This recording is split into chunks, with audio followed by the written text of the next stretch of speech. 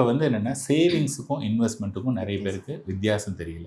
Savings அப்படின்னு சொன்னதாக இருந்தால் நம்ம முன்னாடியே சொல்லணும். நான் வந்து 1 இயர் இந்த பணத்தை வச்சுருக்கேன், 2 இயர்ஸ் வச்சுருக்கேன், 3 இயர்ஸ் வச்சுருக்கேன், 5 இயர்ஸ் வச்சுருக்கேன். நம்ம முன்னாடியே we have to tell the duration. அந்த டியூரேஷனை வந்து நம்ம முன்னாடி சொல்லணும். அவங்க ஒன்று என்ன சொல்லுவாங்க, ஓகேப்பா நீ 1 இயர் கொடுக்குறியா, உனக்கு 6% அல்லது 7%, 2 இயர்ஸா 7.5% இந்த மாதிரி ரெண்டும் சொல்லிவிடுவாங்க. மோஸ்ட் ஆஃப் த டைம் வந்து நீங்கள் கொடுத்த மணிக்கு அந்த பேங்க்கு அல்லது யாரெல்லாம் வந்து கேரண்டின்னு சொல்கிறாங்களோ அது mostly it will be taken care. ஓகேயா, நீங்கள் வந்து 1 இயர்னு சொல்லிட்டு இப்போ நீங்கள் 2 இயர்ஸ் இன்க்ரீஸ் பண்ண முடியாது, அல்லது எடுத்துகிட்டு நம்ம திருப்பி சொல்ல முடியும், ஜஸ்ட் லைக் தட் எக்ஸ்டெண்ட் ஆகாது. ஆனால் இது வந்து சேவிங்ஸ் அப்படின்னா என்னென்னா, சேவிங்ஸ் போது நம்ம முன்னாடியே டிசைட் பண்ணிடுறோம் எவ்வளவு நாள்னு, எவ்வளவு ரிட்டர்னும் தெரிஞ்சிடும்.